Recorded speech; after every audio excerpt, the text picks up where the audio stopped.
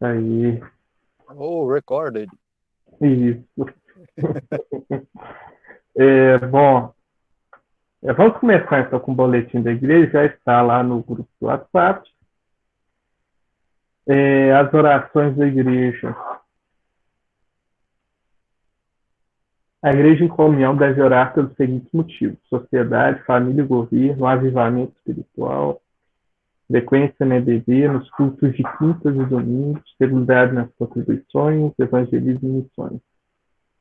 Lembrarmos também dos enfermos, presbíteros, diáconos, dos irmãos desanimados, desestimulados e desempregados. Família missionária, família missionária privilegiada, né? 2 semanas de oração lá para o pastor João e Débora, lá em Ibur, no Senegal. Vamos estar orando por ele. Ô Daniel, você podia orar para a gente pelas missões, por gentileza, por essa, né, dificuldade agora com a pandemia, pedir para o Moreira orar pela nossa igreja, pelos enfermos. Vou pedir pelo pastor para orar, em especial pela frequência, né, pela regularidade nas contribuições, nos dízimos, e para a aula de hoje. Vamos orar, irmão. Rafael, Oi. Rafael, eu só queria passar uma notícia aqui antes. Vocês Sim, lembram quinta-feira que eu falei daquele rapaz que a gente estava orando, estava entubado lá em Cachoeira do Itapemirim? sim. Ah, não, mas Moreira estava, né, Marlene? Então, aí que eu tinha recebido que ele tinha falecido, mas aí eu recebi, e fiquei, assim, no dia eu fiquei alegre porque disse que ele tinha saído da UTI e estava no quarto. Eu espero que realmente essa notícia seja verdadeira, né? E que ele esteja com a família, tá bom? Ok. É, orando Rafael, pelos enfermos aí ao longo da. eu queria Sim, fazer aqui um pedido a você. Você pediu para. Eu estou orando pela igreja, frequência, as contribuições. Eu queria que você pedisse outra pessoa, para não ficar ok, com então eu suspeita, vou orar, então. né? Só, você, Aceito. então pede a Bel e a Tânia lá para orarem também, ou tem Janine, tem Marlene aí, tem um monte de gente aí para você pedir para orar, por esse Então eu pedido vou aí. passar a bola lá para Itabirito. Eu vou ficar mais à vontade, tá? É só Tá uma ok. questão de. Tá bom? Muito obrigado. Vou pedir então pro Abel ou pra Tânia, fica aí, tira para o ímpar aí para ver quem vai orar pela, pela igreja, né? Pelas frequências, pelos dias de oferta. Vamos orar, irmãos.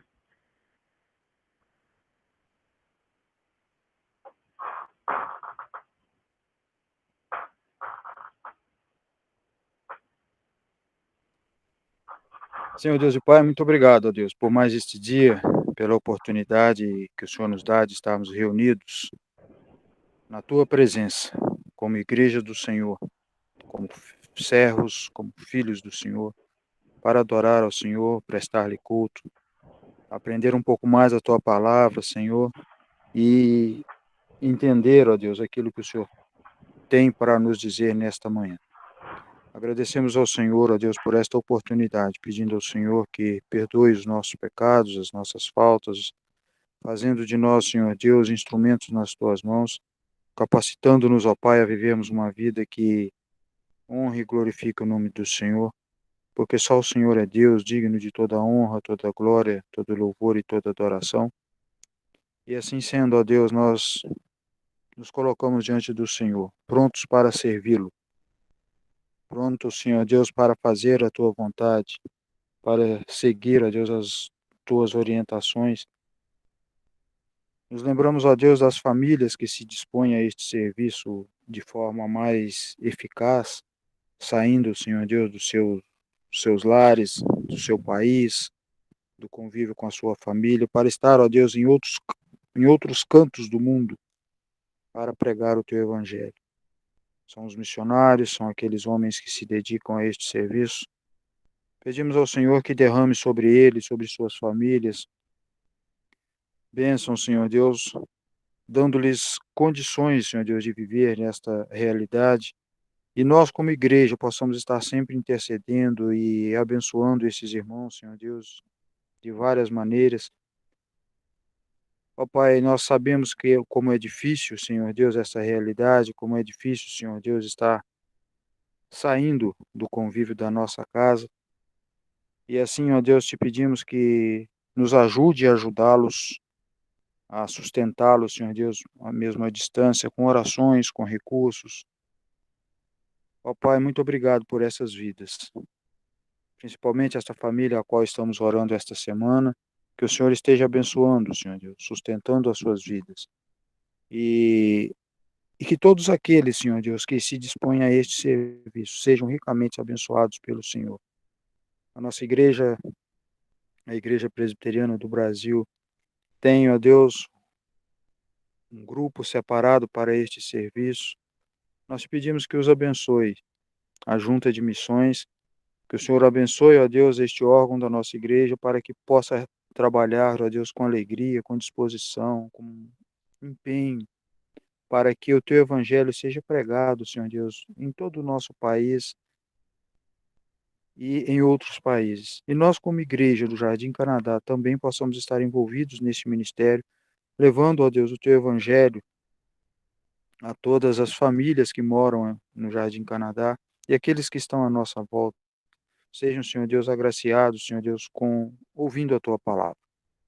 Ó Deus, te pedimos que abençoe a nossa igreja, sustentando e capacitando a cada um para que as realidades sejam, Senhor Deus, mantidas, ó Deus, para que possamos empenhar, ó Deus, as nossas vidas neste trabalho. Te pedimos, ó Deus, por cada família que está participando, ó Deus, neste momento, que o Senhor abençoe, sustentando a cada um de nós, dando-nos, ó Pai, um dia de paz, de alegria na tua presença, dando-nos, ó Deus, a tua bênção e a tua paz em nome de Jesus. Amém.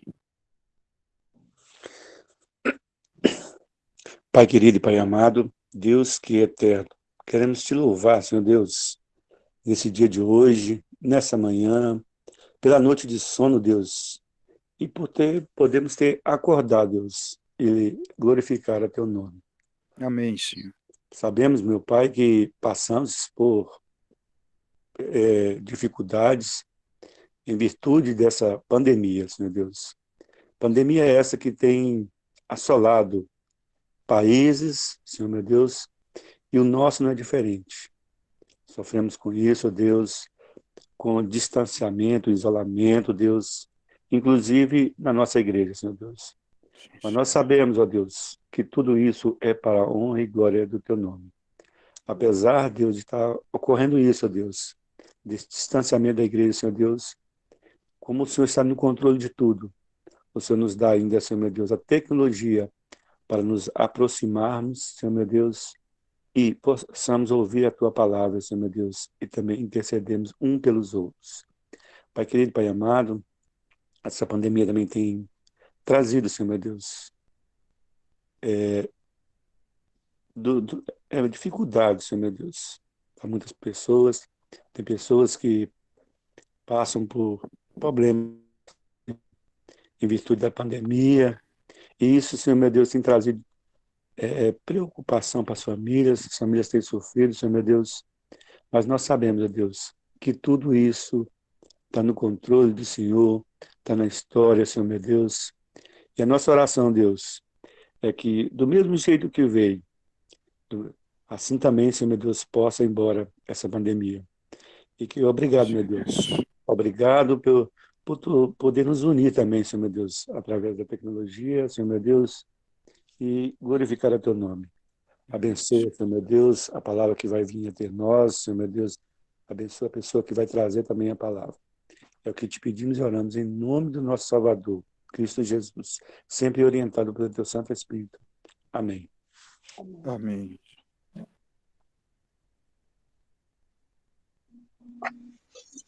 Senhor Deus, primeiro te agradeço por podermos estarmos como igreja estudando através da tecnologia aí, de continuarmos unidos, né? Continuarmos, mesmo em distância, aproximados e estudando em conjunto a palavra que o Senhor nos deixou. para que possamos entender a melhor forma de agir, entendemos como viver. Te peço, meu Deus, que proteja todas as pessoas aí que, sabendo da pandemia, causa fechando comércios, tem muita gente passando um pouco, né, passando aperto com essa situação. Eu te peço que proteja-os e continuemos assim. E da mesma forma que proteja a nossa igreja, para que essa forma que encontramos de nos reunir possa trazer mais pessoas para que escutar a sua palavra, sensibilizar com isso. E da mesma forma, Senhor, eu te peço para que as pessoas mantenham, para mover o coração das pessoas e que entendam para que a igreja precisa, né, que a igreja deve continuar, devem ser fiéis à igreja, assim como os dízimos, as contribuições, para que continuem, para que possam continuar, para que possamos manter a nossa união, manter a nossa igreja, manter os que temos. E te agradeço, Senhor, por estarmos aqui hoje, ter aí presente conosco, e por tudo, Senhor. Em nome de Deus, em nome de Jesus. Amém. Amém, irmãos.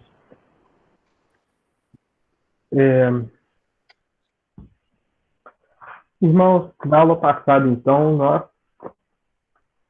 continuamos a ver o livro de Isaías, né? Agora eu vou colocar o slide. Só um momento.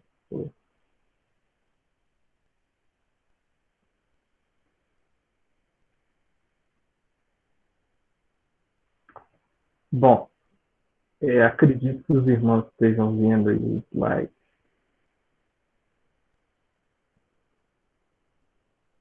Ok.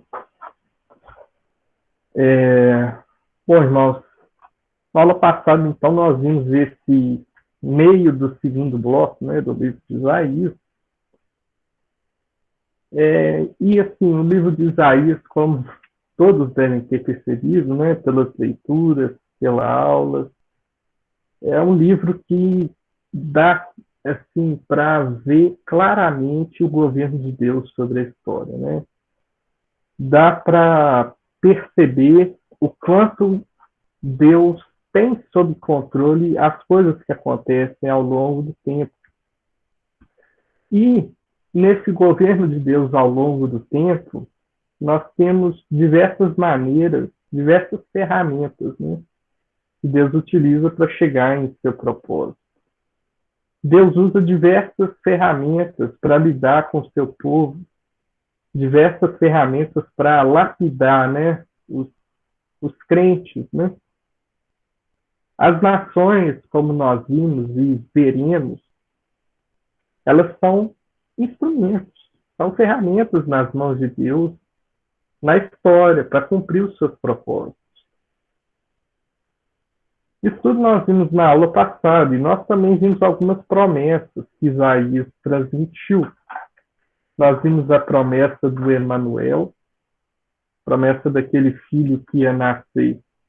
E antes de que aquele filho crescesse, né, e soubesse escolher o bem, rejeitar o mal, a Samaria seria destruída, o juízo de Deus iria sobre Samaria. Nós vimos a promessa, a profecia de Isaías a respeito de seus filhos, né? Nós vimos o primeiro filho de Isaías, chamado Maer Salal Asbaf, que algumas Bíblias traduzem, né, em termos literais, rápido despojo, presa segura, né?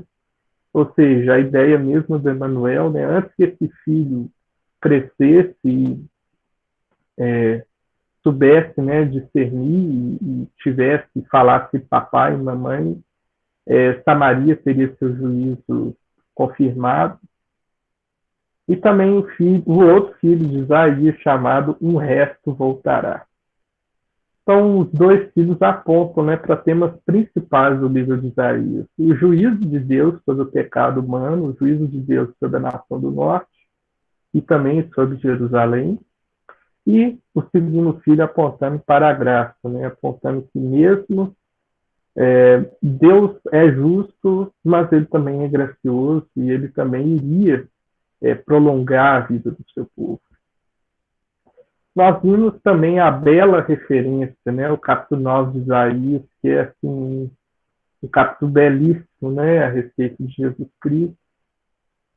Nós vimos os oráculos contra as nações. Isso tudo nós vimos aí no slide, então, até o capítulo 23, que nós vimos na aula passada. Então, nessa aula nós vamos prosseguir, né, com esse outro bloquinho aí, vamos dizer, né, que no slide diz o objetivo do levante internacional. Nesse bloco, Isaías vai mostrar como Deus vai lidar com esse mundo atribulado. Então, os irmãos podem notar que realmente é uma situação complicada, né? Então, uma hora era Egito, aí vem Síria, depois vem a Síria, depois vem Babilônia, depois vem a Pérsia e domina tudo e liberta o povo. Então, veja como é uma situação complexa, né? Uma situação bem atribulada mesmo. Então, esse bloco vai mostrar como Deus vai usar esse mundo atribulado em que o povo de Deus vive e viverá. Como Deus vai usar? Como Deus vai dispor as peças? Como Deus vai usar suas ferramentas diversas, né? A Síria, Babilônia, Pérsia. Como que Deus vai usar essas ferramentas para lapidar o povo, para julgar o povo e para o resto, né, que ficará? É um contexto complexo e ao ver isso a gente pode notar como que Deus tem ordem, né, no seu domínio sobre a história, como que Deus realmente conduz as coisas para um propósito bom, para o propósito do remanescente fiel, para peneirar a nação, para esse remanescente fiel voltar para a terra. E é interessante porque esse bloquinho de Isaías, muitos estudiosos também chamam esse pequeno bloco de pequeno apocalipse de Isaías. Engraçado, né? Porque esse bloco ele vai usar termos genéricos, né? Ele vai usar muitos termos assim, gerais para lidar com as situações, termos universais. E ele vai citar muito pouco personagens específicos. Isso por quê? Porque Isaías vai mostrar a terrível realidade do dia do Senhor para os israelitas infiéis e para os povos pagãos. Então, Deus diria com juízo sobre essas nações, sobre esses infiéis. Então, irmãos, espero que estejam todos aí com as Bíblias abertas. Então, eu vou passar a utilizar aqui nas nossas aulas da EBD essa nova versão, né? A Nova Almeida, passou a ser usado também nos sermões à noite, a versão Nova Almeida, então vamos passar a utilizá-la. Eu sei que os irmãos já adquiriram, Nova Almeida atualizada de 2018, mas as traduções são bem próximas da nossa versão tradicional, que é a revista e atualizada. Capítulo 24. Olha o que diz os versículos 5 e 6. A terra está contaminada por causa de seus moradores, porque transgridem as leis, violam os estatutos e quebram a aliança eterna. Por isso a maldição consome a terra, e os que habitam nela se tornam culpados. Por isso os moradores da terra serão queimados e poucas pessoas restarão. Irmãos, o dia do Senhor viria, o dia do julgamento dos perversos viria. E é muito interessante porque o sentimento diferente dos dois povos é muito, muito interessante. Esse é o sentimento dos ímpios, né? É o juízo de Deus que virá sobre esses que não creem no Senhor, rejeitam sua palavra e não praticam a sua palavra. Agora veja que interessante a sensação para os justos quando o dia do Senhor vier. Está lá no versículo 14. Eles levantam a voz e cantam com alegria. por causa da glória do Senhor, exultam desde o mar. Então, para os justos, esse dia do Senhor representa justiça, representa a justiça do Senhor vindo sobre esses que pecam contra o Senhor. Já para os ímpios, os versículos 19 a 21 dizem: a terra será totalmente quebrada, a terra ficará completamente despedaçada, a terra será violentamente sacudida, a terra vai cambalear como um bêbado e balançar como uma cabana. A sua transgressão pesa sobre ela, ela cairá e nunca mais se levantará. Naquele dia o Senhor castigará nas alturas os exércitos celestiais e na terra castigará os reis da terra. Irmãos, então o dia do Senhor tem a graça sobre o povo de Deus e tem também o juízo sobre os justos. O capítulo 25 quebra um pouco essa lógica dos ímpios, né, dos ímpios no dia do Senhor, e agora vai mostrar um louvor a Deus. O louvor de quem? O louvor dos justos no dia do Senhor. É um canto de louvor a Deus. Olha o que o versículo 6 diz do capítulo 25. O Senhor dos Exércitos dará a este monte um banquete para todos os povos. Será um banquete de carnes suculentas e vinhos envelhecidos, carnes suculentas com tutanos e vinhos envelhecidos bem clarificados. Irmãos, quando foi esse banquete para todos os povos? Né? Claramente se aponta para o Evangelho, né? A universalidade do Evangelho pregado por Jesus Cristo e pelos apóstolos. Essa é a natureza, né, da profecia. O capítulo 26 vai continuar com outro cântico de louvor a Deus. Mas esse cântico de louvor a Deus vai vir com um alerta. Um alerta. Olha os versículos 20 e 21. Meu povo, ou seja, o povo de Deus, aquele fiel a Deus, entrem nos seus quartos e tranquem as portas. Escondam-se por um momento, até que se passe a ira. Pois eis que o Senhor sai do seu lugar para castigar a iniquidade dos moradores da terra. A terra deixará aparecer o sangue que embebeu, e não encobrirá mais aqueles que foram mortos. Irmãos, mesmo para os crentes, né, mesmo para os fiéis ao Senhor, esse dia do Senhor teria vamos dizer assim, consequências. Né? O juízo de Deus vem sobre toda a humanidade, não só sobre os ímpios. Naqueles dias, né, do profeta Isaías, ele já estava alertando, né, para os justos. Entrem nos seus quartos e tranquem as portas, escondam-se por um momento até que se passe a ira. Irmãos, o juízo de Deus, ele vem sobre a humanidade, e os justos também podem sofrer isso. É claramente aplicável para hoje, né? Mesmo, né, nesse tempo de pandemia, hoje, os crentes também são afetados, os fiéis também são afetados. O juízo de Deus vem sobre o povo, vem sobre a humanidade pecadora, e os justos também são afetados. Vamos seguir os conselhos do profeta Isaías, né? Entrem nos seus quartos, tranquem as portas, escondam-se por um momento. Escondam-se por um momento até que se passe a ira de Senhor. Já o capítulo 27 vai mostrar a graça sobre o povo de Deus. Graça sobre o povo de Deus. Deus vai destruir o poder do mal. Olha o versículo 1.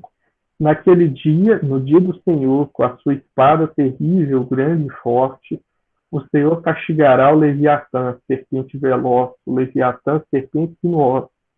Ele matará o monstro que está no mar.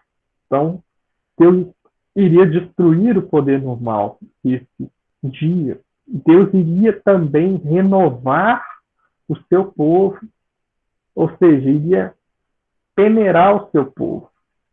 E depois a salvação do povo viria pelo julgamento, viria pelo castigo, ou seja, essa peneira, vamos dizer assim, iria peneirar os justos, né? Olha o que diz o versículo 12.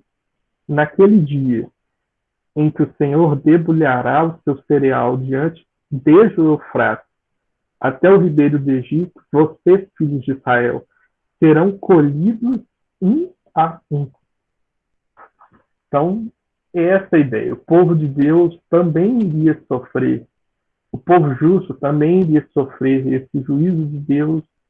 E Deus iria, literalmente, né, pegar um a um aqueles que se mantessem fiéis pela prova, né, pela dor do dia do Senhor.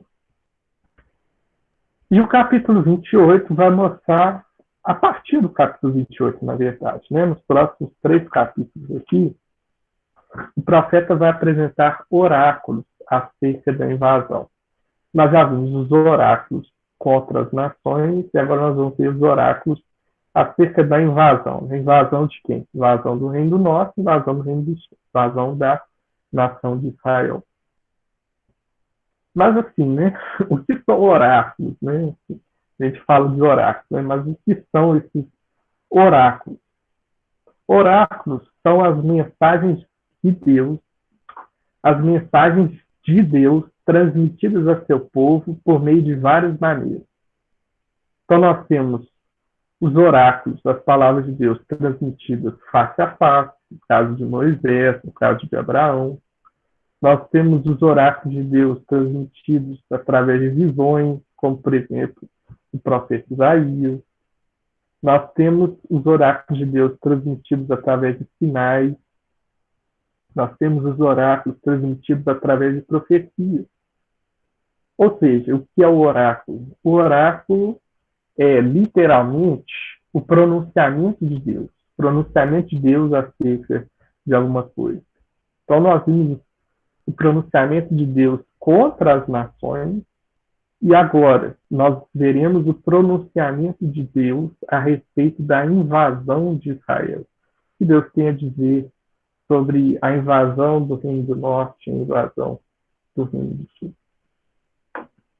Bom, o capítulo 28 vai tratar, na verdade, o capítulo 28 e também o capítulo 29 vão tratar da invasão de Samaria e de Jerusalém. Versículos 1 a 13, do capítulo 28, mostram um ai contra Samaria, né? Ou seja, uma terrível ameaça. Esse ai, então está aqui o versículo 1. Ai de Samaria. Então esse ai, ele representa uma terrível ameaça.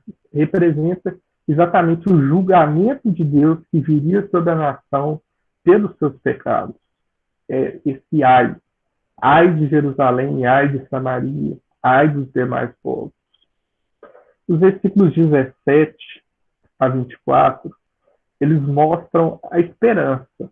Então, ao mesmo tempo que Deus dá ao profeta a mensagem de julgamento, o ai de Samaria, Deus também dá a graça para o povo.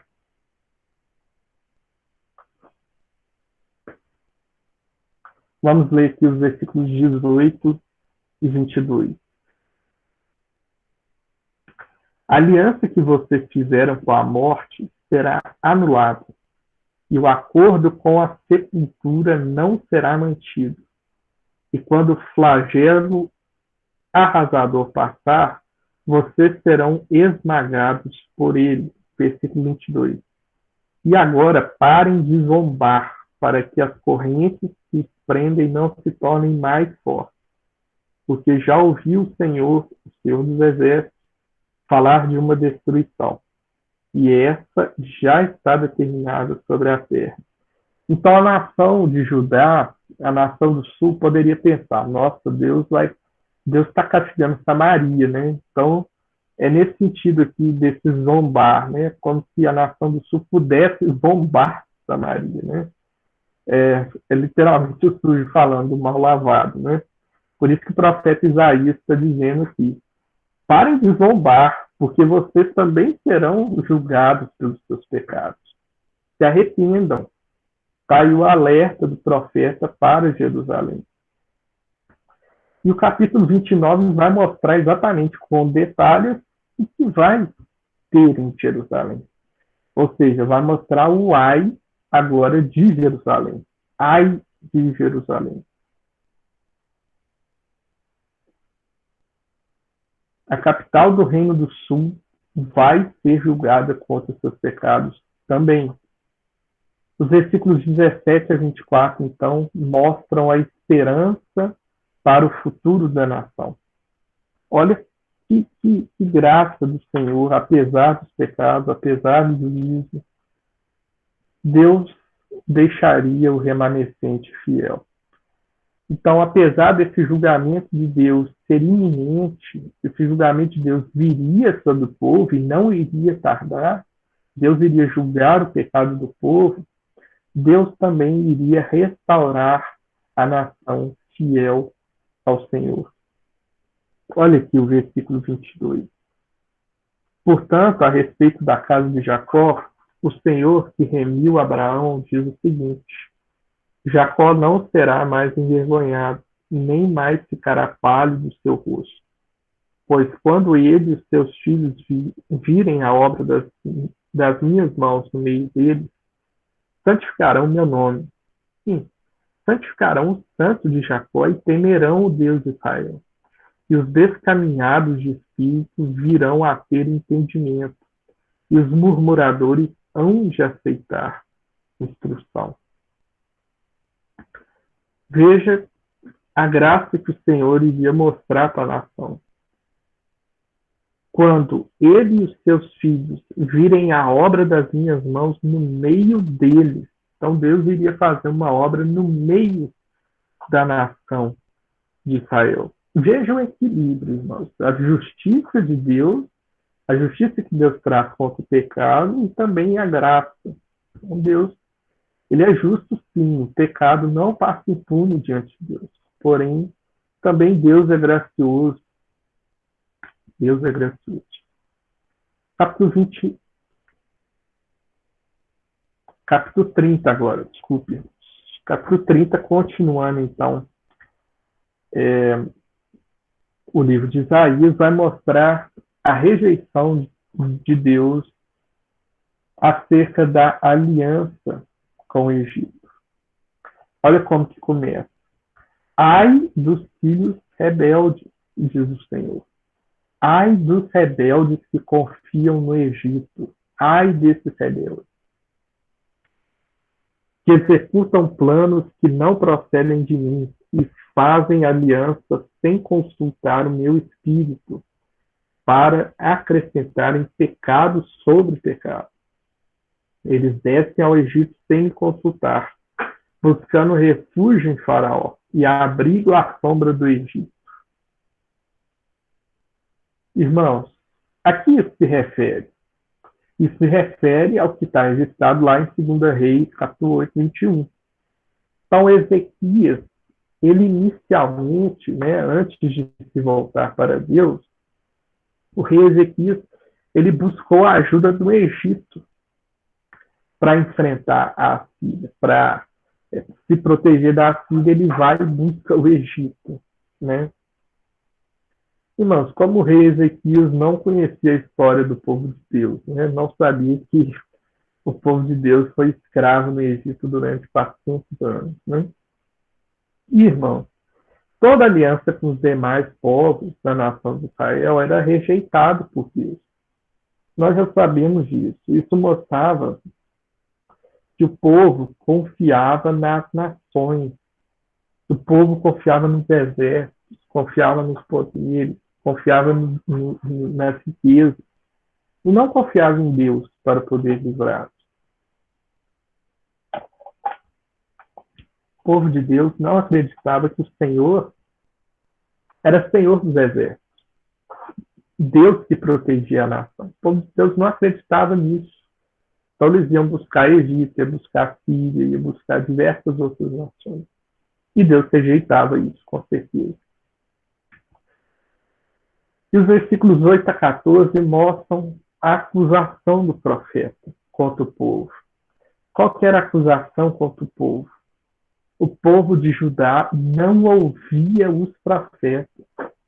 O povo de Deus não escutava o anúncio dos profetas. isso vai vir julgamento sobre o povo. Se o povo de Deus não escutar a palavra de Deus e não obedecer a palavra de Deus, escutar, tanto no sentido de escutar, né, de escutar audivelmente, quanto praticar as palavras que os profetas estão dizendo, né, entender as palavras que os profetas estavam dizendo. E certamente o juízo viria. Olha o versículo 8, 9. Agora vá e escreva isso numa tabuinha diante dele. Escreva-o num livro, para que fique registrado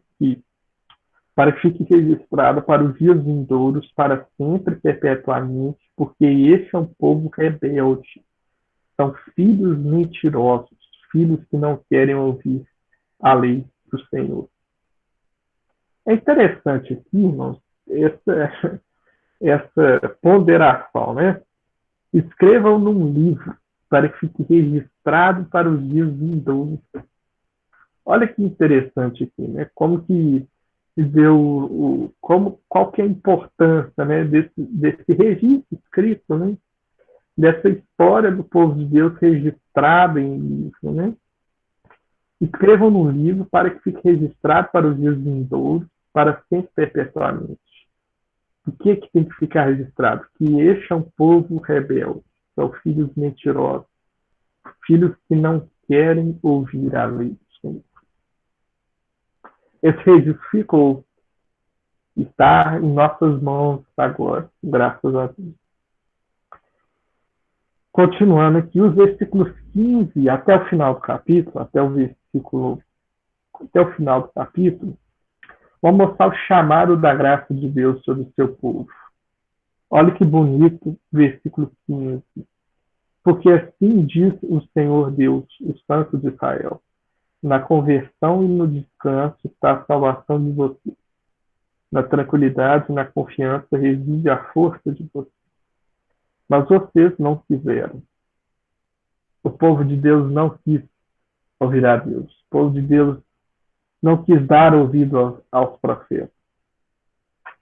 Olha o versículo 18.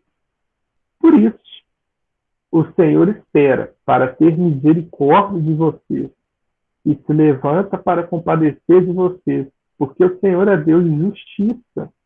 Bem-aventurados todos que nele esperam.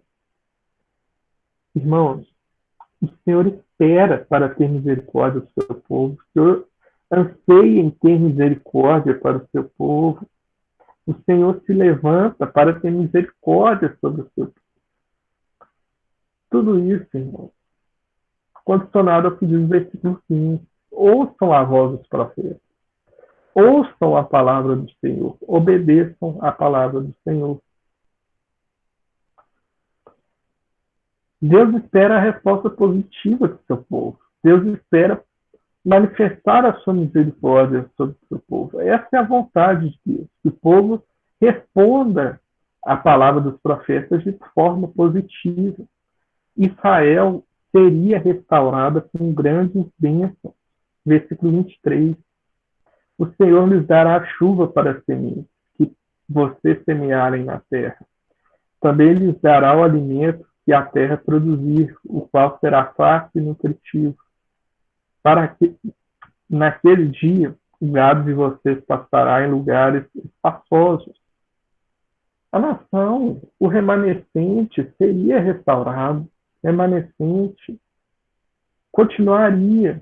O povo de Deus continuaria. E fazendo essa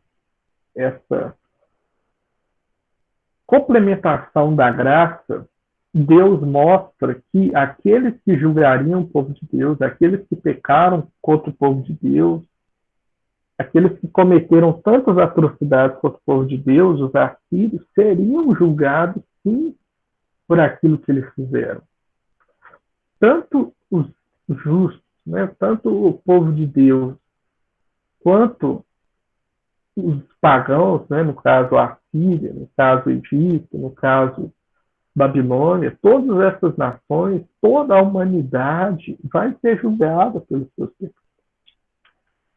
Isaías está chamando ao povo, tenham certeza disso, que tanto os seus pecados quanto os pecados dessas nações por aí não vão passar impunes diante de Deus. Deus é justo.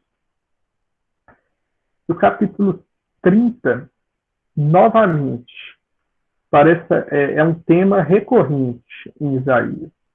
Não confiem nas nações. Ai. Olha o versículo 1, capítulo 31, irmão. Capítulo 30, desculpa, eu passei 2 páginas. Ai dos filhos rebeldes, diz o Senhor. Ai dos filhos rebeldes, que não procedem de mim. Não. Só um momento que parece que... ok. Capítulo 31, desculpe, irmãos.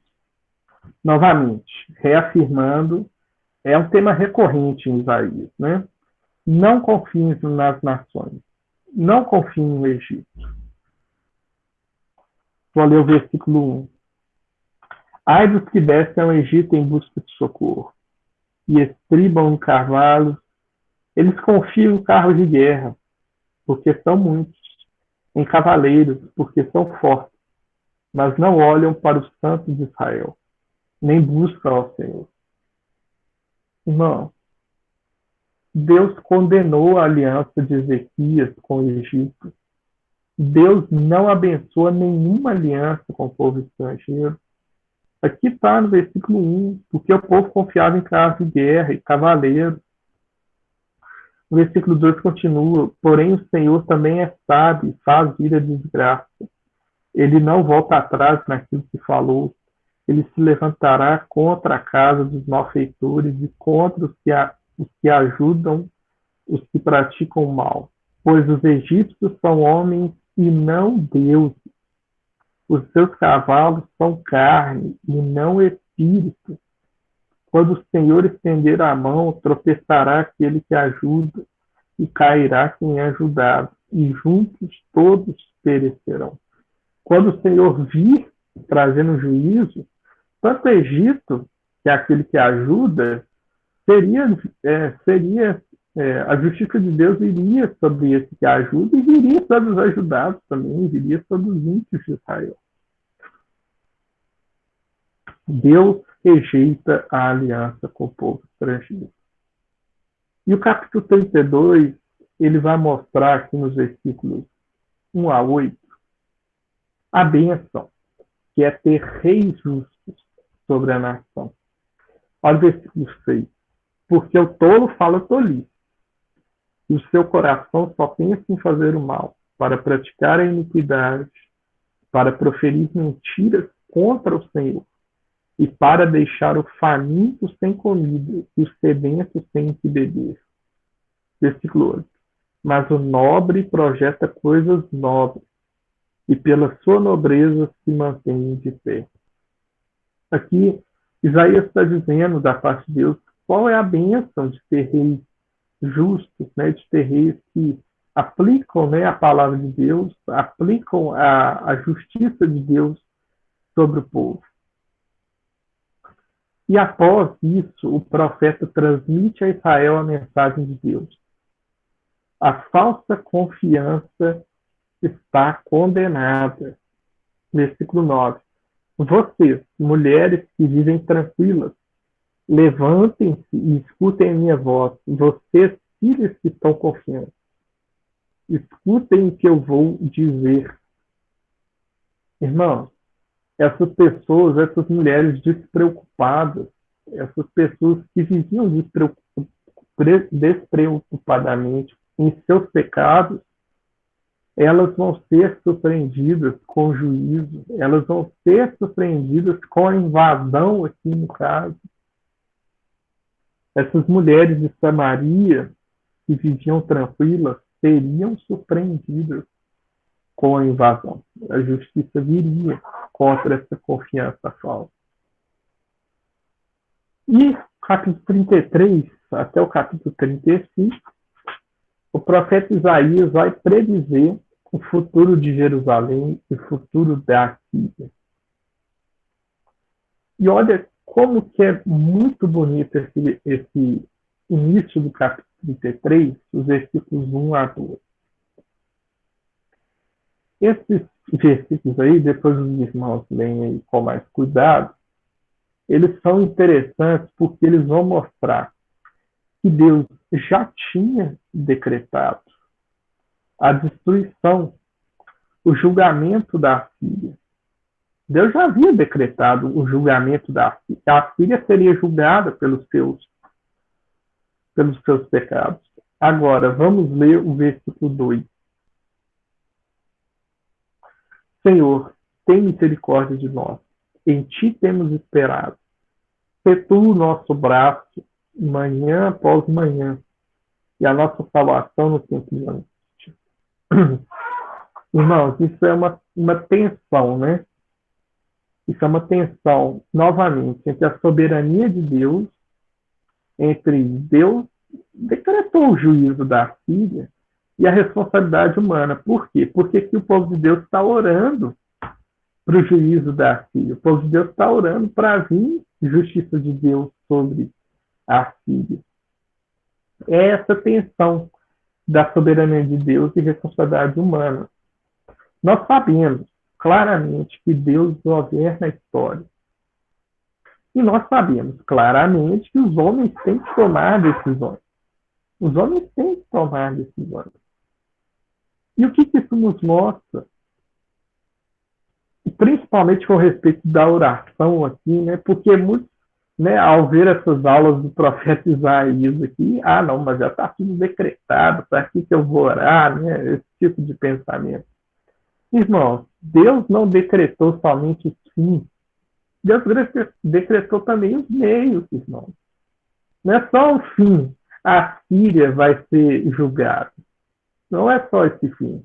O meio, a oração do povo, também faz parte da palavra de Deus. Irmãos, não devemos rejeitar as orações, não devemos desleixar por isso, com essas coisas. Devemos estar firmes nisso. Deus não decreta somente os fins, mas os meios. Oremos. Deus ordena que oremos.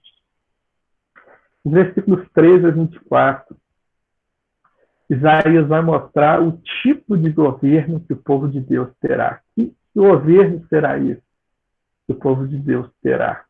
Olha os versículos 17 a 19. Os olhos de vocês verão o rei na sua formosura. Verão a terra que se estende até longe. O seu coração lembrará dos terrores, dizendo: onde está o escrivão? Novamente, essa ideia do registro, né? Ou seja, o escrivão é aquele que registrou essas coisas. Onde está aquele que recolheu o tributo? E onde está aquele que contou a torre? Você já não verá aquele povo atrevido, de fala obscura, de uma língua estranha, que não se pode entender. Esse língua estranha aqui é exatamente a Síria, né? Exatamente a Babilônia, né? O povo que falava uma língua diferente, né? Do hebraico, que era o povo de Deus. O povo atrevido de fala estranha, né? Esse povo também será julgado. Essas profecias, os irmãos devem concordar que se cumpriram no regresso de Esdras e no regresso de Neemias, né, também de Zorobabel, no regresso para a terra prometida, essas profecias se cumpriram. Capítulo 34 agora, novamente, Deus irá julgar as nações. O pecado da humanidade não passa impune diante de Deus. Versículos 2 e 3, capítulo 34. Porque a indignação do Senhor está contra todas as nações, e o seu furor está contra todo o exército dela. Ele as destinou para a destruição e as entregou à matança. Bom, o juízo de Deus viria. O juízo de Deus vai vir sobre os injustos. E veio, né, sobre a Síria e sobre a Babilônia. Vieram o juízo de Deus. E o capítulo 35, a graça. Deus novamente afirma que Jerusalém vai regressar à sua majestade. Jerusalém seria habitada novamente. Olha o versículo 10. Os resgatados do Senhor voltarão e virão a Sião com cânticos de júbilo. Alegria eterna coroará a sua cabeça. Ficarão tomados de júbilo e alegria, e deles fugirão a tristeza e o gemido. Irmão, Jerusalém seria habitada novamente. Claramente aqui Esdras venia. Essa Jerusalém voltaria. A graça de Deus sobre o povo. Graça de Deus sobre o resto, né, que voltará como filho de Isaías. E para fechar o bloco, os capítulos, esses últimos capítulos aqui no slide, deixa eu abrir o slide aqui. Aqui no slide está o relato da invasão de Senaqueribe, os capítulos 36 a 39. Eles vão ser de uma característica diferente, né? Se os irmãos lerem depois esses capítulos, os irmãos vão perceber que agora é uma narrativa histórica, né? E esse princípio do capítulo vão mostrar o primeiro encontro entre Senaqueribe e Jerusalém, quando o rei Ezequias reinava. Vai ser uma narrativa histórica, então. Então, vai mostrar claramente o que vai acontecer. O que aconteceu, né? Vai ser uma narrativa histórica. Bom, os irmãos bem lembram lá das aulas de reis, né? Dos livros históricos. Senaqueribe, né? Rei da Síria, a Síria tinha invadido já Samaria e agora foi até Jerusalém para ameaçar Jerusalém, para invadir Jerusalém. O rei da Síria, nessa ocasião, era Senaqueribe.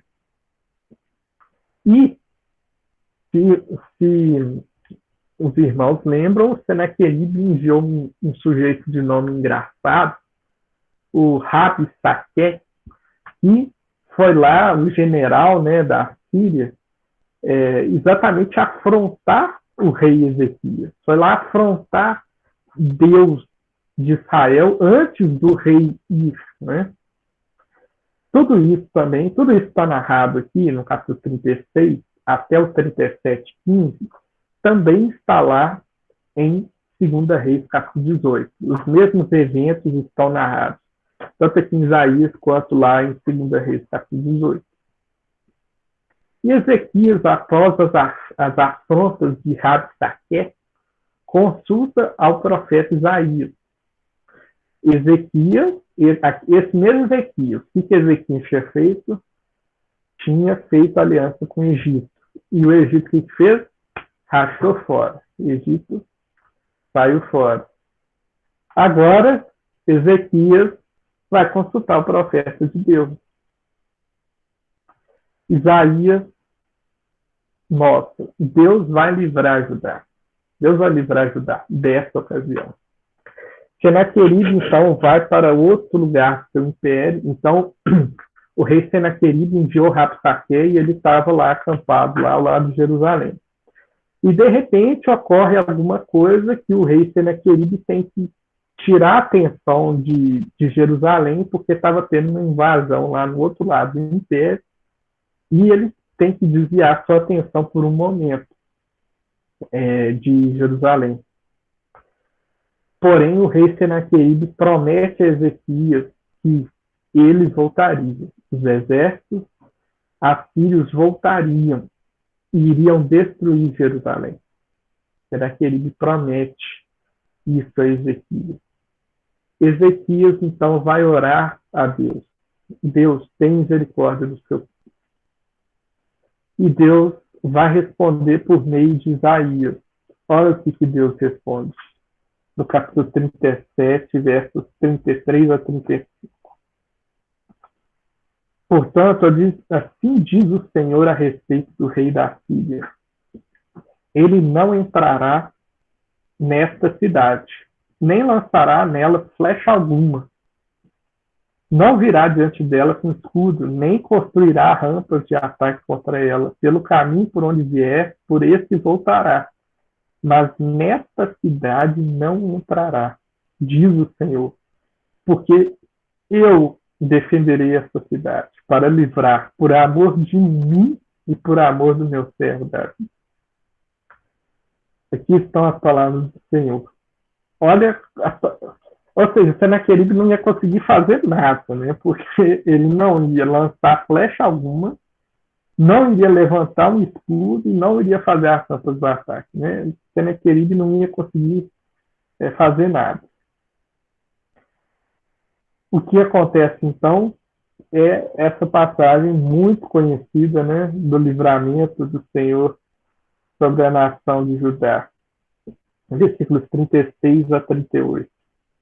Então o anjo do Senhor saiu e matou 185 mil homens do arraial dos Assírios. De manhã, quando os restantes se levantaram, lá estavam todos aqueles cadáveres. Então, Deus interviu de forma miraculosa através do seu povo. Deus teve graça com Judá e não permitiu que Senaqueribe invadisse Jerusalém. O que aconteceu com Senaqueribe? Então Senaqueribe, versículo 37. Então Senaqueribe, rei da Síria, levantou o acampamento e foi embora. Voltou para Nínive e por lá ficou.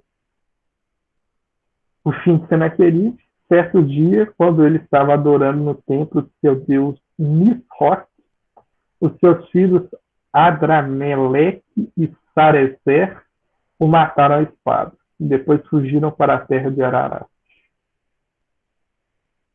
Irmãos, Deus livrou a nação de Israel de forma tremenda, né? De forma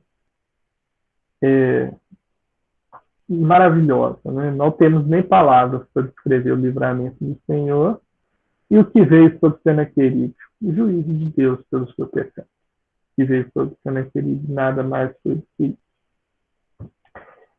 O profeta, então, após aqui, agora no capítulo 38, vai narrar a doença do rei Ezequias, também uma passagem muito famosa, né? Então, Ezequias está sofrendo de uma doença, né? E então Deus chama o profeta Isaías a ir lá e anunciar a Ezequias: você vai morrer dessa doença. O profeta vai, anuncia a Ezequias e vai embora. Isaías toma rumo de volta. Ezequias ora ao Senhor, o Senhor ouve a voz de Ezequias e acrescenta 15 anos à vida de Ezequias. Também o profeta Isaías anunciou a Ezequias. Isso tudo também está lá em 2 Reis, os irmãos devem se lembrar. Isso aqui está no versículo 1 a 8, tá? E, em seguida, Ezequias vai louvar a Deus com um cântico. O cântico está registrado aqui no capítulo 38, dos versos 9 a 22. Cântico muito bonito. E para encerrar esse bloco, e também a aula, né, o capítulo 39 mostra a infidelidade de Ezequias. Então, Deus tinha vindo com graça sobre Ezequias, vindo com graça sobre a nação. Ezequias é infiel ao Senhor. O que Ezequias vai fazer? A mesma coisa que ele fez antes. Tentar se aliar com povos estrangeiros. Então, os mensageiros da Babilônia, ao saberem, né, dos feitos de Deus pelo povo, mandam mensageiros, e o que Ezequias faz? Abre o palácio real, abre o templo, mostra todo o ouro, toda a prata, faz os exércitos ficarem em fila, né? Mostra tudo o que a nação de Israel tinha. Ou seja, para mostrar para os mensageiros: olha, faça aliança comigo, né? Como eu sou poderoso. Né? Qual que é a resposta do Senhor? Vamos ler o versículo 5 a 7. capítulo 39. Então Isaías disse a Ezequias: ouça a palavra do Senhor dos Exércitos. Eis que virão dias em que tudo o que houver no seu palácio, isso é, tudo que os seus pais juntaram até o dia de hoje, será levado para a Babilônia. Não ficará coisa alguma, diz o Senhor. Alguns de seus próprios filhos, gerados por você, serão levados para que sejam eunucos no palácio do rei da Babilônia. Irmãos, é até ironia, né? Porque os mensageiros que Ezequias quis mostrar os tesouros eram mensageiros babilônicos. E Deus fala: sabe onde que vai parar os seus tesouros que você tanto se vangloria, né? Nas mãos do rei da Babilônia. Irmãos, concluindo, e encerramos então esse segundo bloco do profeta Isaías. Irmãos, Deus olha para o seu povo. Deus está em um relacionamento com o seu povo. Deus está exortando e Deus está disciplinando. Deus disciplina o seu povo. Deus traz justiça contra o pecado. O pecado não é tolerado por Deus. O pecado virá juízo sobre o pecado. Mas Deus também é um Deus de graça. Deus também é um Deus consolador. E muito além, né, uma bênção muito além do que qualquer uma, né, a garantia de que o povo continuaria um remanescente fiel. Um resto voltará. Continuaria um remanescente fiel.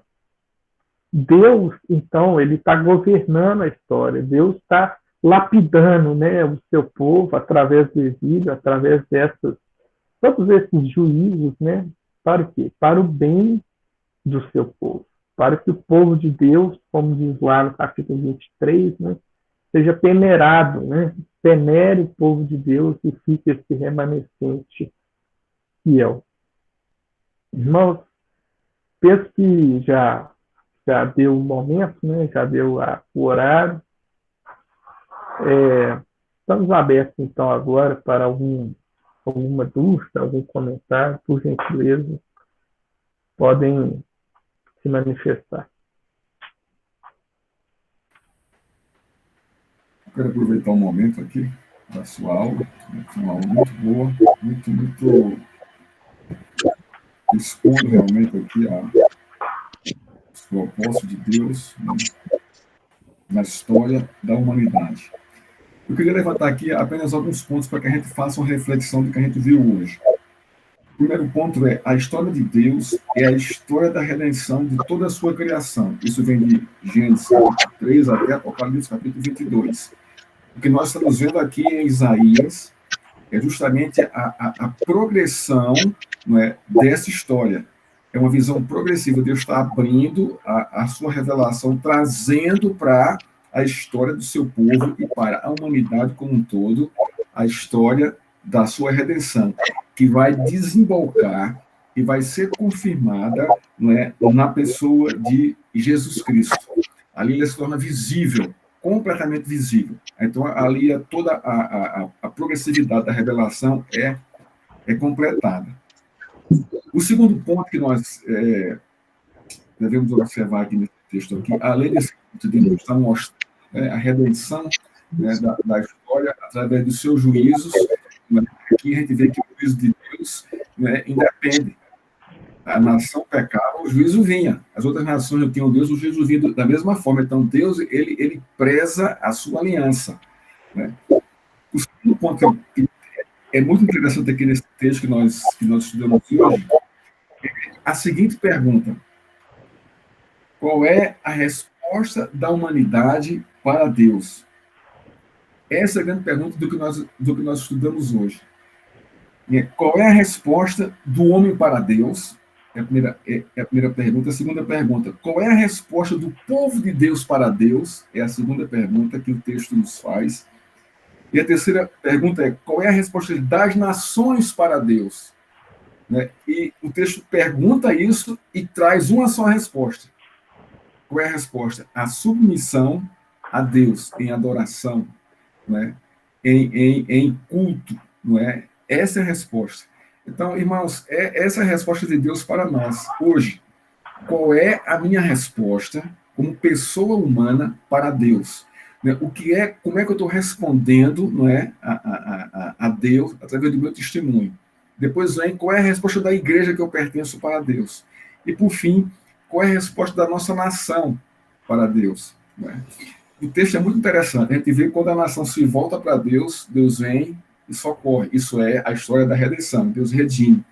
Quando a nação se desvia, vem o juízo, que é também uma forma de redenção. Redenção para o juízo, porque tudo isso glorifica o nome de Deus. Então, irmãos, foi muito bom, eu gostei demais. Eu estava aqui me deleitando aqui na aula e vendo aqui os textos e percebendo tudo isso. Que Deus abençoe vocês. Né?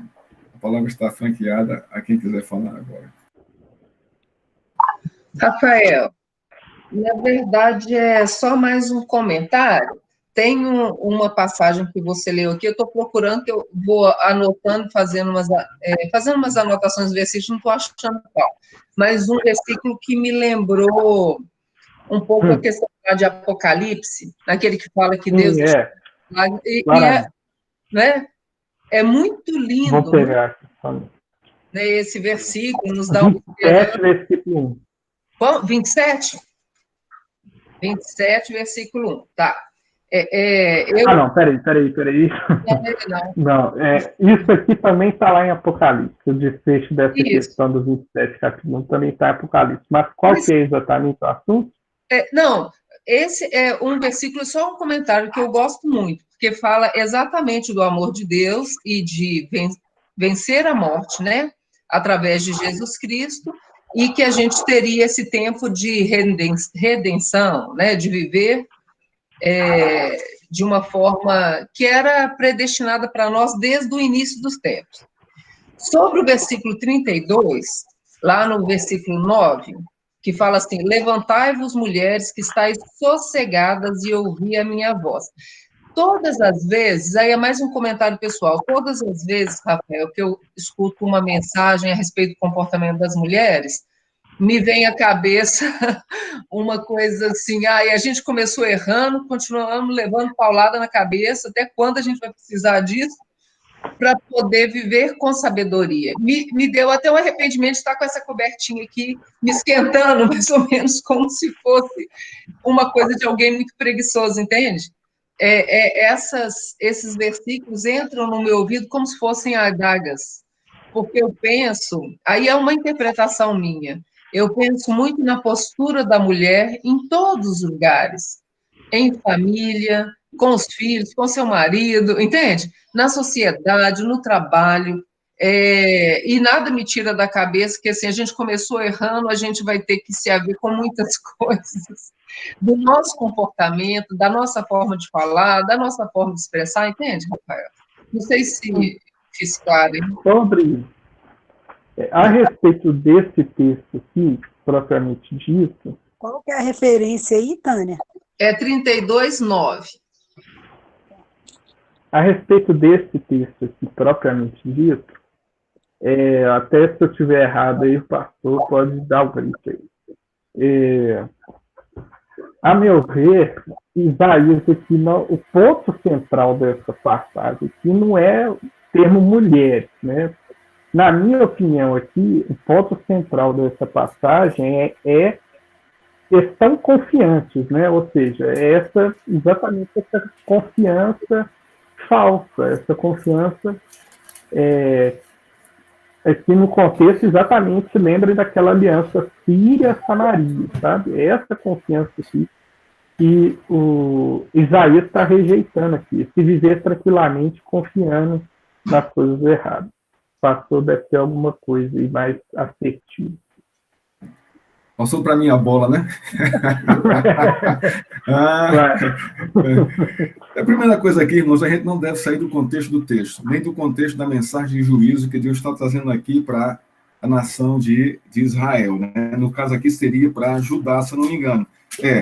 O capítulo 31, né, Jesus está falando aqui do ai dos que descem ao Egito, aqui falando de Judá, quando Judá foi buscar aliança com o Egito.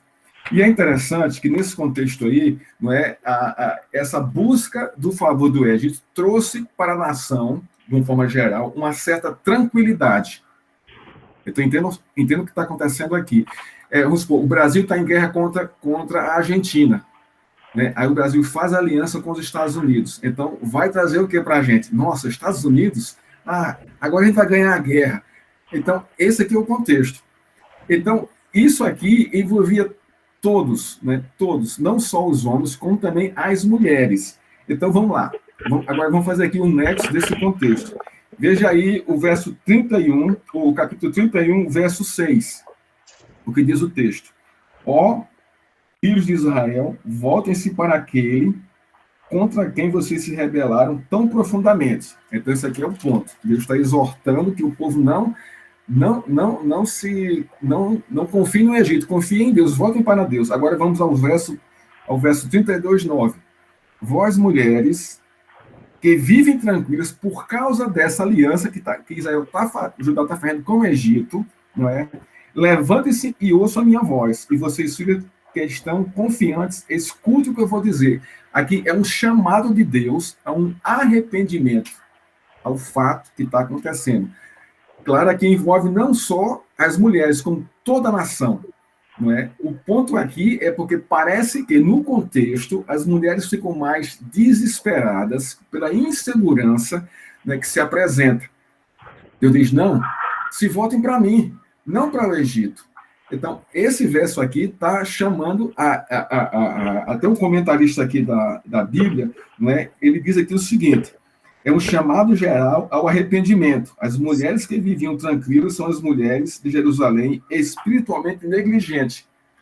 Então, veja só, eram mulheres piedosas, mas que negligenciaram a confiança em Deus e foram confiar no Egito. O texto está dizendo só isso, mais nada. Então, qual é a aplicação? Para a gente não ficar criando coisa na cabeça da gente. É que a gente cuide de nós mesmos com relação à nossa vida piedosa com Deus e não confiemos em nada externo. Nem no trabalho, nem no emprego, nem em ciclano, nem no deputado, nem no senador, nem no país. Não, isso não traz segurança para ninguém. A minha segurança é Cristo, independente das circunstâncias. Fechou o filho. Entendeu, Tânia? Não, entendi. O peso não saiu da minha cabeça, não. Porque eu penso assim, podia ser levantar-vos humanidade, levantar os homens, mas levantar mulheres. Porque no contexto aqui, essas mulheres piedosas que Deus zelava por elas, veja só que o cuidado de Deus. Está chamando essas mulheres, esse aqui é o correto, vocês estão do lado errado. Então, é um chamado, aqui o amor de Deus, a sua graça sobre essas mulheres. Por quê? Eram mulheres piedosas. Deus sabia que eram mulheres de Deus, mas estavam se desviando do caminho. Só isso, mais nada. Não é questão aqui por ser machista o texto aqui não é machista. Não, se você observar aqui no texto, né, Deus vai exortar todo mundo, os homens, os sacerdotes, o rei. Então, ele está pegando o povo como um todo, especificamente. Por quê? Porque a resposta das mulheres para Deus estava errada. Então, vamos corrigir isso aqui. Só isso. Então, não tem, assim, um peso de responsabilidade geral. Aqui é uma responsabilidade pessoal, individual. A minha relação com Deus. A relação dessas mulheres com Deus. Teria que ser corrigida. Só isso.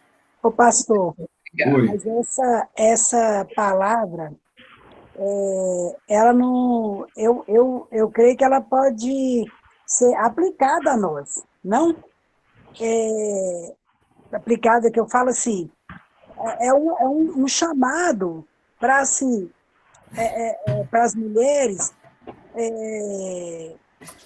eu não vejo assim de forma, eu acho que tá chamando, eu não sei se é essa a preocupação da Tânia, é um chamado assim, para as mulheres mesmo, não viver despreocupadamente, não ser relapso, estar atenta em oração, em servir e tal. Eu acho que é uma coisa que pode ser aplicada para as nossas vidas.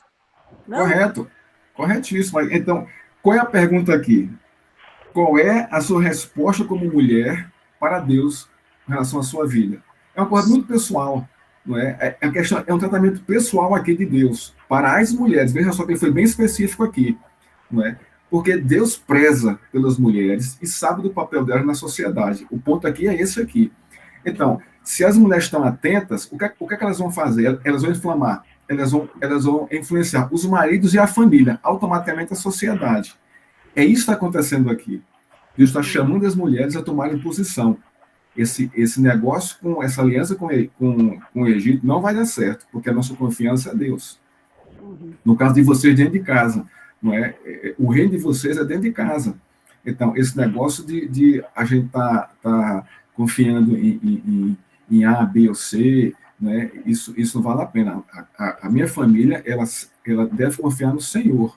Né? E ponto, é isso que está acontecendo aqui. E você pode aplicar a seu contexto pessoal e familiar, né? Seria isso aí. Sabe, irmãos, é interessante que o livro de Isaías é um livro assim muito rico, muito bonito. Mas qual é o nosso cuidado de estudar Isaías? Nós percebemos a profecia e nós percebemos a narrativa. Quando chega no capítulo 39, vai entrar na narrativa para mostrar o cumprimento do que já foi falado antes. Então, é um livro que vai para frente, vem para trás, porque a profecia vai adiante, mas o contexto está ali. Ainda não aconteceu o que Isaías falou. Depois vem a narrativa para mostrar o que vai acontecer. Isso mostra o quê? Deus escrevendo a história e cumprindo, né, os seus propósitos na história, de quê? A redenção do seu povo, a redenção de toda a criação. É isso que Isaías está mostrando aqui. Os erros de Israel, para que eu e você não caiamos nos mesmos erros, e mostrando como Deus ele é misericordioso quanto ao arrependimento. Irmãos, a gente peca. Não tem como a gente não pecar. Mas qual é o nosso papel? Qual é a nossa resposta para Deus? Arrependimento. Aí Deus lança a sua misericórdia. Se a gente peca e não se arrepende, vai acontecer sobre nós o juízo de Deus. Não tem como.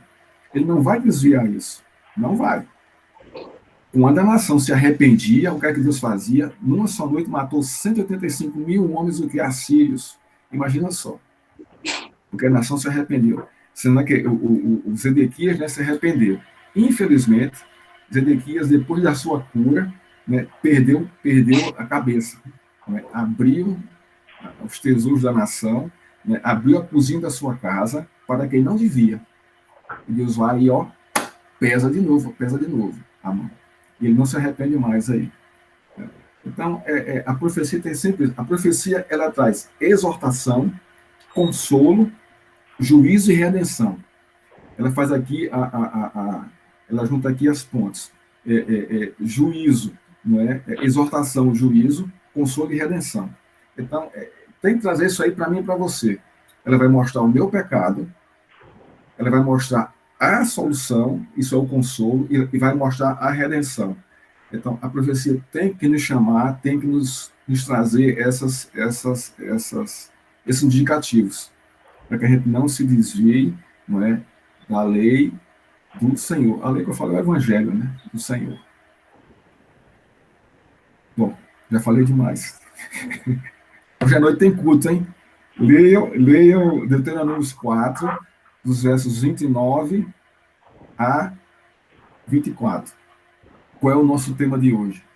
Qual é a sua resposta para Deus diante do que você tem recebido da revelação dele? É praticamente isso. Então, Deus abençoe a todos, bom almoço, bom descanso.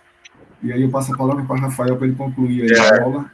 Se alguém tiver mais dúvida aí, vocês podem expor.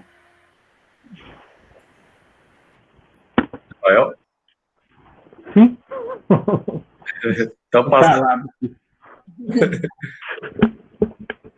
Não, é porque aproveitar que hoje é dia dos avós, né? E aproveitar que hoje tem aniversariante. vou falar quem é, não, mas tem aqui no meu Facebook. Eu propõe eu e a gente cantar um parabéns para o aniversariante do dia. O Marcelo. Né? Vamos. Fazer uma oração. Desmutou aí. Aí o que você acha primeiro, Rafael? Deixa eu fazer uma oração e depois parabéns, ou parabéns e depois oração? Nossa, difícil. Bom, na oração dos avós, você me inclui também, tá? Tu presta essa avô aí. Ainda não, Marcelo. Calma, né?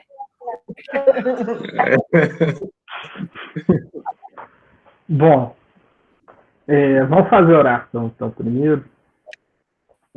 Vamos orar, então, vou orar. Senhor Deus, maravilhoso, justo, santo, a Ti damos toda honra, glória, louvor e adoração. Ó Deus, agradecemos, Pai, por esses momentos juntos, por esse estudo, Pai, que o Senhor promoveu acerca da Tua palavra. Ó Deus, continua, Pai, nos exortando, continua falando a nós, Pai, através da Tua Escritura. Ó Deus, nos incomoda a orar, Deus, nos incomoda, Deus, a estar justos diante de Ti, Pai, a caminhar com o Senhor, a ser testemunhos fiéis onde quer que andemos. Ó Deus, nesse dia especial, agradecemos pelo aniversariante, Pai, pelo pastor Marcelo, agradecemos pela vida dele. Senhor, pedimos a Ti que supra, Pai, esses desafios, Pai, da atividade pastoral, Pai. Ó Deus, anima, conforta, dá zelo, esperança, capacita, Pai, nos dons necessários, Pai, para essa atividade tão preciosa, Pai, que é o pastoreio, que é o cuidar da igreja do Senhor. Pedimos a Ti, Pai, abençoa, Deus, a pessoa do pastor Marcelo, Pai, e a sua família. Ó Deus, que esse dia seja abençoado, Pai. Em nome de Jesus oramos. Amém. Amém. Amém. Tem que abrir antes. Tem que abrir os microfones. Parabéns. Essa data Muita felicidade, muitos anos de vida. Parabéns, pastor. Deus abençoe. Amém, irmão. Obrigado pelo carinho e pela atenção, né? Amém. Santo varão, Deus abençoe. É um prazer servi-los. Tem sido um prazer, assim, de Deus servi-los. Né? Tem sido uma bênção em minha vida. Para nós é um prazer você como pastor. Amém. Graças a Deus, o Senhor está aí conosco, nos ajudando, trazendo bons ensinamentos para nós. A nossa igreja tem sido muito edificada com as mensagens. Que Deus abençoe ricamente a sua vida, Amém. dando ao Senhor e à sua família, né, tudo aquilo que vocês necessitam. Amém. Eu ouvi uma frase esses dias que eu achei interessante sobre o Salmo 23. O Senhor é meu pastor e nada me faltará. Né? O que eu não tenho, eu não preciso. Né? O que eu não tenho é porque Deus sabe que eu não preciso. Aquilo que eu tenho é aquilo que é o suficiente para mim. Né? Então, achei muito interessante e que o carinho da igreja com o Senhor, o carinho das nossas famílias com o Senhor e o cuidado do Senhor, né, do Supremo Pastor, com o nosso pastor, seja aí, de uma certa forma, o suficiente para a manutenção do seu ministério, do seu trabalho, né? E Deus possa estar abençoando o Senhor ricamente. E nós, como igreja, estamos sempre orando pelo Senhor, pelo que o Senhor tem feito pela nossa igreja, pelo carinho e o cuidado, né, que o Senhor tem trazido à nossa igreja. E Deus tem usado o Senhor ricamente na nossa igreja. Tenho certeza disso. Que Deus abençoe o Senhor e a sua família. Amém. Tá bom? Amém. Um abraço da minha família para o Senhor. Irmãos, domingo passado foi aniversário dele e a gente esqueceu, do Daniel. Eu me esqueci completamente. Estava no boletim, eu me esqueci. Até mandei para ele depois uma mensagem pedindo desculpa, né? A gente poderia cantar parabéns também para ele, né? Parabéns para você nesta data querida, muitas felicidades, muitos anos de vida. Deus te abençoe, Daniel. Pedi para o Moreira orar por você, né? Agora, como igreja, né? Como um pouco reunido, o Moreira poderia orar para o Daniel. agradecendo pela vida dele, pela bênção que ele é em nossa igreja, em nossa vida também. Também pela sua família, né? Vamos orar então. Pai querido e Pai amado, Deus que é eterno, queremos te louvar mais uma vez, Senhor Deus, te agradecendo por esta manhã, pela tua palavra, Senhor meu Deus, que chegou até nós, e que isso seja constante e abundante na nossa vida, Senhor Deus. O viver e o aprender, Senhor meu Deus, sobre a tua vontade, os teus mandamentos, Senhor meu Deus, ser conosco. Oramos, Senhor meu Deus, nesta manhã também pela vida do Daniel, pedindo a Deus que o Senhor venha abençoá-lo, Senhor meu Deus, na sua caminhada, que o Senhor abençoe, Senhor meu Deus, a sua dedicação, a sua disposição em trabalhar, Senhor meu Deus, pelo teu reino. Abençoa, Senhor meu Deus, a vida dele, que não falte a ele, Senhor meu Deus, o trabalho, Senhor meu Deus, para que ele, Senhor meu Deus, sustente a ele e a sua família, Senhor Deus. Amém. Que ele busque, Senhor meu Deus, os teus caminhos, Senhor meu Deus, diariamente. Que ele se conforte e se deleite na tua palavra, Senhor meu Deus. Amém. Ora também pela Iara, pela Isaura, Senhor meu Deus, toda a sua família, Senhor meu Deus. E que nós também possamos ser a sua família, Senhor meu Deus. Amém, Jesus. Verdade. Tudo isso nós te pedimos e oramos em nome do teu Filho amado Cristo Jesus. Amém. Amém.